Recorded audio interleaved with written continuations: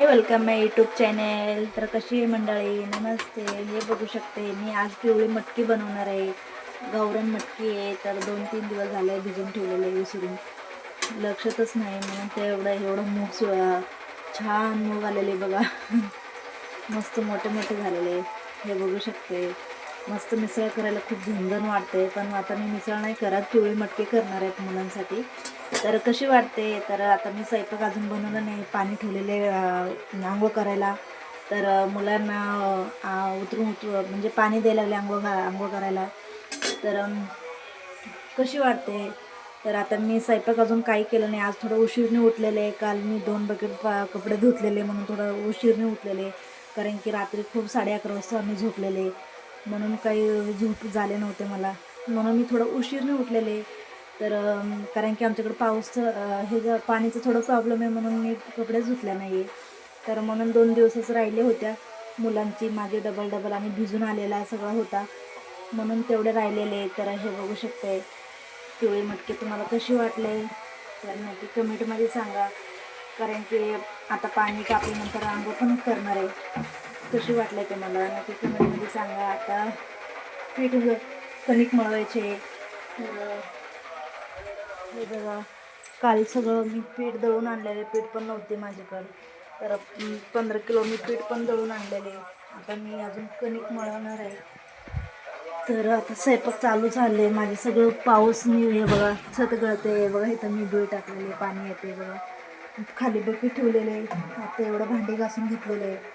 तर इकडे पण सगळं गळायला लागले बघा. अख्खी घरात मी कॅरी बॅग लावलेले, तुम्हाला माहितीच आहे. तर हे बघू शकते सगळं पाणी हे बघा. इथं पण बकेट ठेवलेले, सगळंकडं माझी घर गळतात, म्हणून तुम्हाला तसं फसरं वाढतात, पण फसरं तर एवढं नाही आहे. तर मी आता फटाफटा स्वयंपाक बनवते, मग मी तुम्हाला पुन्हा दाखवते पुढच्या ब्लॉगमध्ये. हे बघा, मिस्टरांसाठी 2 बटाट्याची भाजी बनवते, आमच्यासाठी मटकी बनवलेली आहे, तुम्हाला माहिती आहे. आणि बघा आम्ही फोडणीमध्ये जिरा आणि हिंग, हळद, कढीपत्ता, टोमॅटो टाकलेले फोडणीमध्ये. तुम्हाला जशी कशी हे बघा छान छान मस्त वास यायला लागले. आता हे बघा मी 2 बटाट्या कट करून घेतलेले, धुवून घेतले आता स्वच्छ.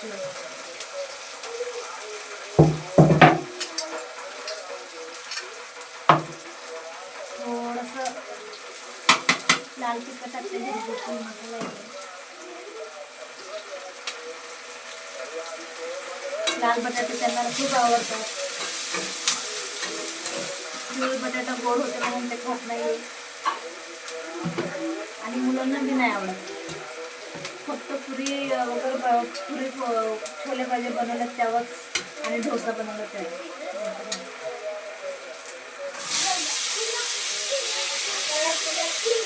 आणि मग त्याला वाफवून फ्रायमध्ये शिजवून घ्यायचं. छान होतं, मस्त एकदम छान होतं.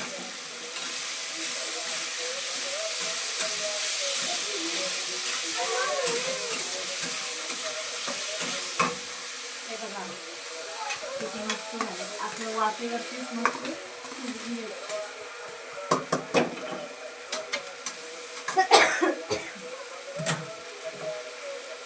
पाणी दिलं काही टाकत नाही, थोडंसं पाणी टाकतं.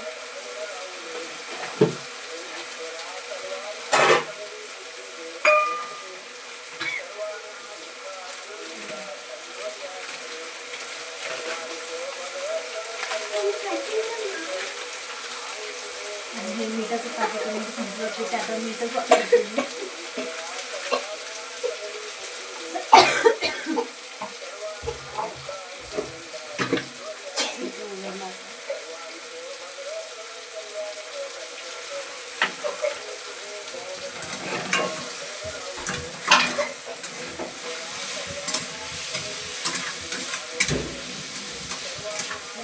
छान वाटतं पण आलेले. आता ह्याला थोडंसं पाणी टाकते मी.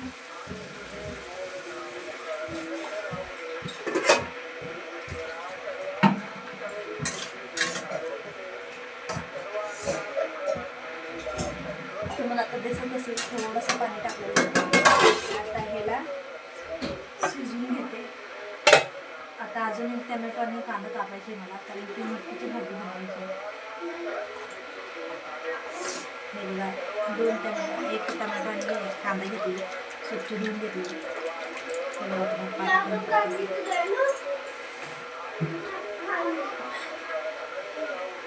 मस्त कापून घेते. आणि पिवळी मटकी कशी करायची बहिणीनं माहिती आहे तुम्हाला. तर त्याला थोडंसं लसूण टाकायची आणि थोडंसं हिंग टाकायची आणि कढीपत्ता, कोथिंबीर आणि हिरवी मिरची, मस्त हिरवी मिरची पेस्ट करून घ्यायची आणि फोडणीमध्ये मस्त कढीपत्ता टाकून फोडणी द्यायची. खूप छान पिवळी मटकी होते.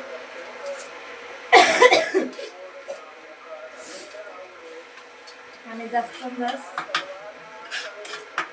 भाकरीमध्ये आणि चपातीमध्ये खूप छान लागते. मला पण आवडीने खाते. हे बघा, मी आता कांदा कट करून घेते.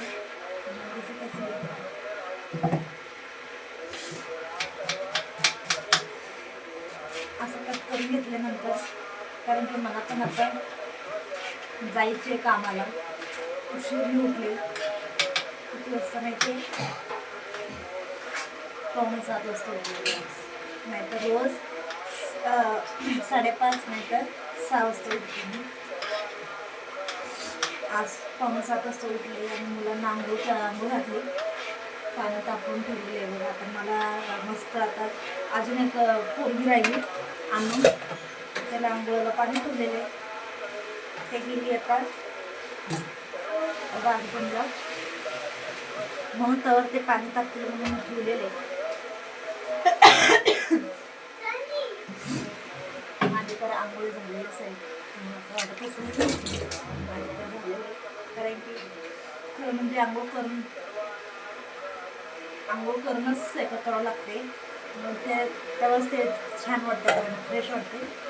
तर हे बघा, मी आता शिजून घेतलेले. त्याच्यासाठी मी थोडंसं पेस्ट बनवते मिक्सरला लावून. नाही मिक्सरला लावलं तर पण चालते. आमच्याकडे खरबत्ता तर आहे वरती, फोटोवरती ठेवलेले, लागत नाही मला मिक्सरच जास्त. मी वाढ यूज करते, कारण की फोन एवढं म्हणजे कुठत बसायचं नाही. फक्त हे एकच वापरते.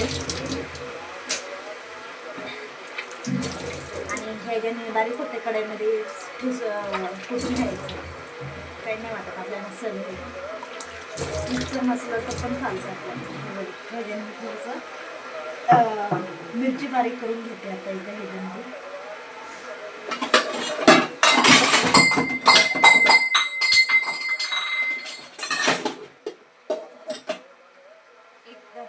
पातेल्यामध्ये पण बारीक होतं, असं काही कढईमध्येच घेते. हे कढईमध्येच भांडी तर भरून ठेवलेले, मांडीला लावायचे, रिकामी होणार लावायचे राहिले. आमची आम्ही सकाळी मिरची आणलेली, कितीची, 5 रुपयाची. बापरे, गावरान आहे बघा, किती सुंदर आहे. काय झाले बघा, मस्त झालं, मस्त आहे. असं नाही मिरची, असलं मिरची नाही बघ, किती छोटी छोटी मिरची दाखवते. असलं मिरची ना गावरान आहे, पण 5 रुपयाचं आणलेले. तर थोडंसं तेल टाकून, नाहीतर चिर पाडून ह्याच्या शेंगदाणा कुटावर टाकून मस्त फोडणी द्यायची भाजी. तसं मी करते. पण कसं मुलांना तिखट जास्त वाटतं म्हणून नाही बनवत. आणि असलं छान छान मस्त भाजून खायला पण बरं वाटते. बघा किती छोटा आहे, एकच घासला होतं. पण तिखट असं मी टाकते, फक्त 3 नाही तर 4 टाकते. मटकी थोडंसं तिखट असलं तर चव येते, वगैरे खूप सपट लागतं. आणि आता एकच गड्डी मी लसूणचा पाकळ्या घेतलेला छोटासा, तिला सोलून घेते छान. सकाळी सकाळी मटकी बनवायची म्हटलं तर आमच्याकडे 2 भाजी करावी लागते, कारण की मिस्टर मटकी आवडत नाही, म्हणतात काही खात नाही. ते काय करायचं, काही खात नाही म्हणजे पालेभाजी म्हणजे तसं चवळी फक्त खातो, मेथी खातो, पालक नाही. दाल मठ नाही आणि कांद्याचं पात नाही, सुकी डाळ जरी आपण बनवलं तर, आणि सुकटमध्ये तर खूप छान होतं. सुकटमध्ये तर खूप छान होतं कांद्याचं पात. पण मी बनवते, मला आवडतं, मला सगळं भाजी आवडतात. पण आणि सगळं नॉनव्हेजमध्ये तर चिकन आणि अंडी आणि मटण एवढंच मला आवडतं. खेकडं तिकडं मी नाही खात, कधी लहानपणापासून मी खाल्लंच नाही.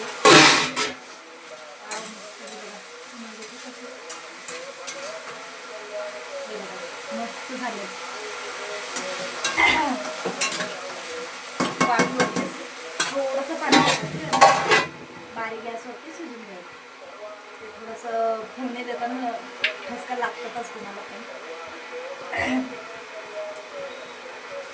आणि बिलकुल तसं मला आवडत नाही खेकडं वगैरे काही. आणि गावाकडं खूप मस्त आम्ही सगळं गावरानची भाजीच खाते आम्ही. तर इथं आता काय नाही, मस्त त्याला केमिकल टाकायची आणि मस्त मोठे मोठे मोठे मोठे झाडं तोडून आणायची आणि मेथी शेपू विकायची. तिकडे जेवढी छोटी छोटी असते खूप छान असते, हिरवीगार असतं.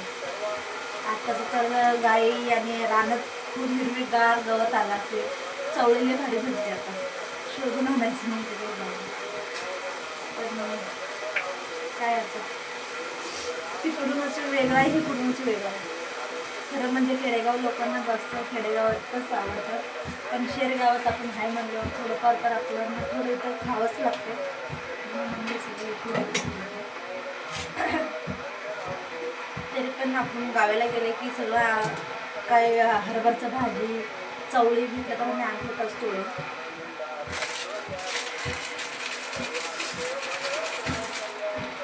व्हिडिओ मी कुठून घेते आता, कुठून घेते.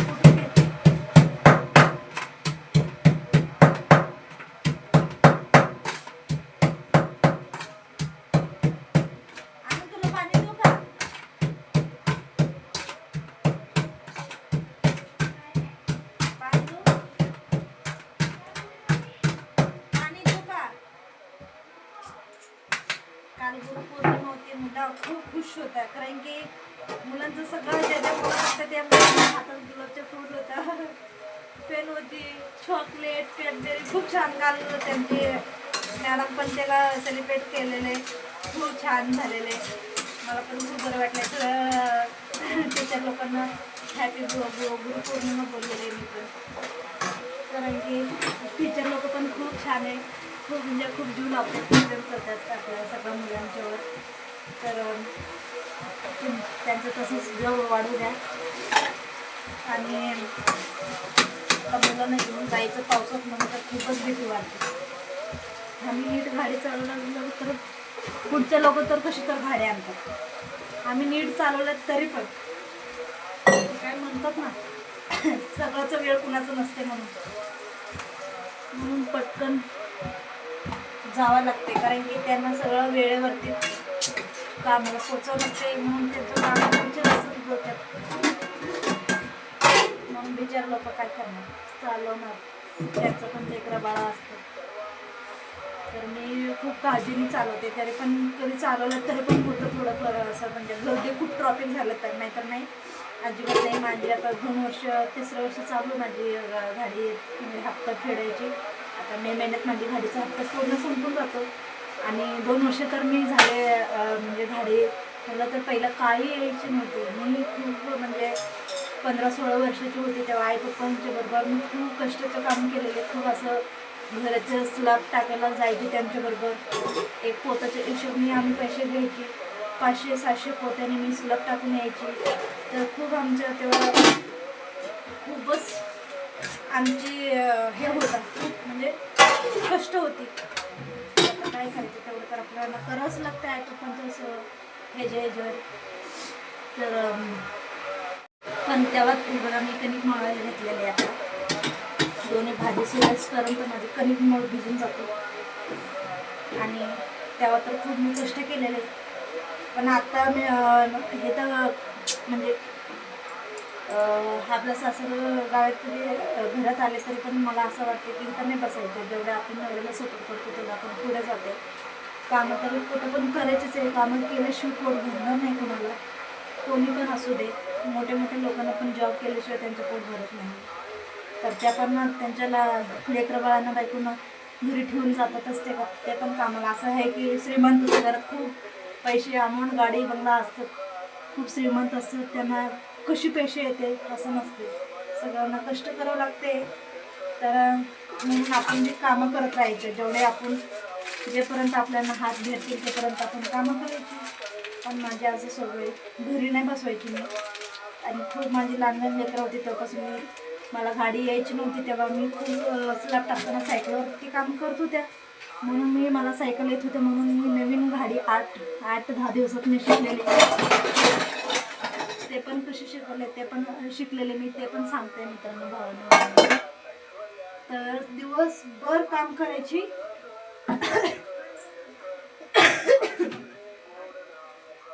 दिवसभर काम करायची आणि संध्याकाळ आपल्याला घराजवळ 2 राऊंड मारायचे. तर एकदा म्हणजे 3-4 वेळा राऊंड मारलं मी, म्हणजे दिवसानी रात्रीची वेळी. तेव्हा काही गर्दी नसती, कोण ट्रॉफिक नसती आमच्या घराजवळ. शिकलं. आणि एका शेजारची ताई का म्हटलं, म्हणजे ते पण खूप छान आहे.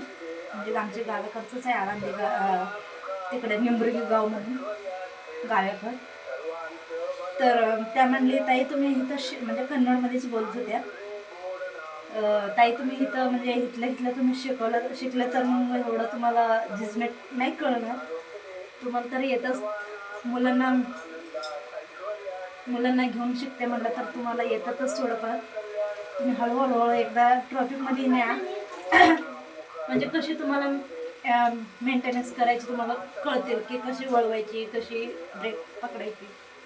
तसं बोलले की मग मी 2-3 दिवसांनी सिटीमध्ये नेला.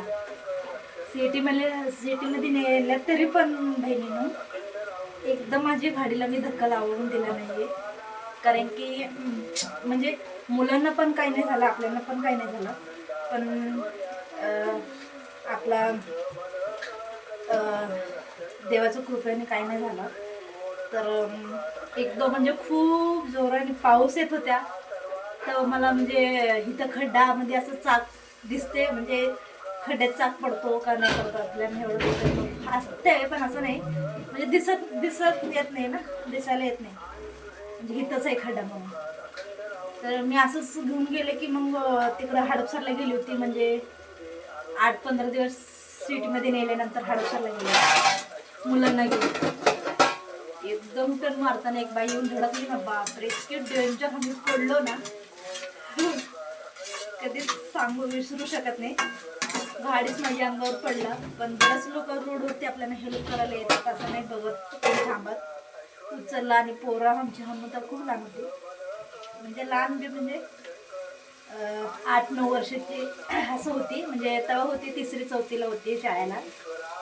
मग आम्ही इतकी भांडायची त्यांना का बरं, म्हणजे ते बी सांगते. माझी दीदीकडे मी तिकडे गेले होते हडपसरला, माझी दीदी राहतात. दीदीने मला नागपंचमीला साडी वगैरे केली होती, म्हणजे पुरणपोळी वगैरे बनवली होती आणि साडी वगैरे आयर वगैरे केली होती, छान मस्त बांगडी नेसवली होती. कारण की माझी लहानपणापासून आई नाही आहे, तर म्हणून त्याच सगळं करते माझी दीदीने. तर माझी बहीण येते लांबणी म्हणून ते सगळं करून ठेवली होती आणि छान बांगडी घातली होती. 2-2 डझा आणि 9 भरली होती, इकडे 9 इकडे 9. तर एक बाईने धडकले, बापरे बापरे टन मारताना. ते पण मी इंडिकेटर लावले होत्या, पण असं नाही. पण त्याला काय झालं का माहिती, एकदम असं साईड येताना टक्करच झाली. ते जाऊन पुढे पडले, मी म्हणजे कोपऱ्यालाच पडले. तर बरं झाले, कारण की मी ब्रेक पकडली होती. पण आमची तनूची गुडघ्या फुटल्या होत्या, आमची निवृत्तीला थोडंसं पायला लागल्या होत्या आणि फुटल्या म्हणजे खूप नाही, थोडंसं चांगलं असं छिलका गेल्या होत्या. म्हणजे खडबड आमच्या अनुला हाताला लागली होती, म्हणजे तिथं हाताला लागली होती. आणि परत पुन्हा माझे सगळ्या भांगड्या फुटल्या होत्या, रक्त येत होत्या. आमच्या अनुला बघू वाटत नव्हत्या. मग त्या बाईला, ए बाई थांब तू, माझी मम्मीची सगळं भांगडी फोडली, पडवली, म्हणजे आम्हाला भोगली तू थांब एवढं सगळं भरून दे आम्हाला पैसे. तर आमची गाडीला पण पडलेले बघ तर थोडंसं हे झालेलं आमच्या गाडीला म्हणून इतकी भांडण काढत होते. तर पण देवाच्या कृपेने मुलांना काही कळत नाही तरी पण तेवढं ज्ञान देतात देवाने. म्हणजे आपलं आईला कशी पण असलं तर कशी वाचावं. तर पटकन मी उठली. मग नंतर आलो आम्ही तसंच थोडं पुसत म्हणजे हात रक्त येत होते मी पुसत आली तसंच.